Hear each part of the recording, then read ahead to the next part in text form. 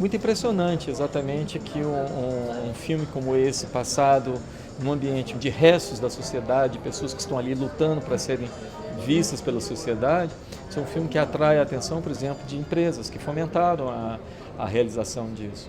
Né? Ou seja, é muito interessante ver como houve uma certa acessibilidade das empresas em perceber que elas têm uma função também, não só quando elas estão ali patrocinando cultura. Eu pude perceber que havia um certo compromisso também em trazer algo praticamente gratuito. O tema em si não aportaria nada para essas empresas.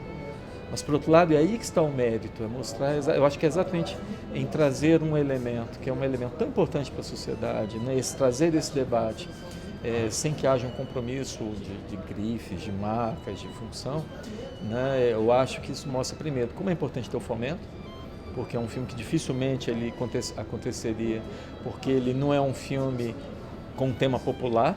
Eu pude perceber que houve um certo compromisso de tentar decifrar uma lógica de algo muito mais complexa, muito mais dinâmica. Eu acho que essas empresas foram fundamentais nesse sentido.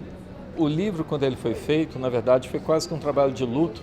Foi uma necessidade que eu tive depois de 7 anos trabalhando nesse terreno que é praticamente que é muito difícil, que é o terreno da saúde mental, onde a gente rema muito contra a maré, onde a gente dá pequenos avanços, mas a gente tem algo que a gente chama de um obstáculo real, um real que nos atrapalha permanentemente, uma intolerância à loucura, uma dificuldade de compreensão, uma necessidade de lidar com os elementos de segregação muito grande. Então houve uma necessidade de eu escrever isso inicialmente para os meus pares. Então esse livro, A Loucura Entre Nós, foi feito inicialmente, mas eu já havia sentido, já havia um retorno das pessoas que liam o livro, que indicavam o livro, que principalmente a primeira parte, havia uma crítica ao mundo da saúde mental como um todo, e que isso, na verdade, interessava um público muito maior.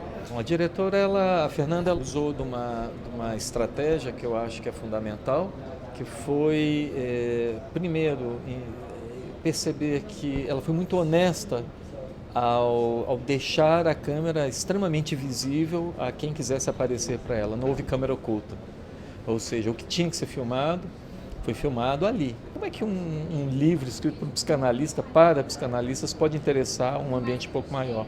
E ela foi muito fina, ela soube chegar exatamente no ponto que poderia unir tanto a experiência digamos, daqueles que trabalham na saúde mental, quanto para aqueles que gostam de bom cinema e que gostam do tema principalmente, que foi centrar nas histórias singulares, pessoais, onde a questão da loucura está presente. O filme não cai na tentação de transformar a loucura em objeto e nós como observadores. Estabelecer imediatamente algo que a gente vai seguindo as vias e a gente vai entrando na vida daquelas pessoas. O melhor do filme é que o público sai dele desconstruindo o que sabia da loucura e a normalidade. Ele não vai saber nunca o que é. Como eu tenho 30 anos de consultório, nunca soube o que é loucura e normalidade. Mas o principal é que o público sai desinformado, de uma certa maneira. Ele perde alguns estereótipos, ele sai pensando, a loucura é algo que é diferente do que eu pensava, um pouco.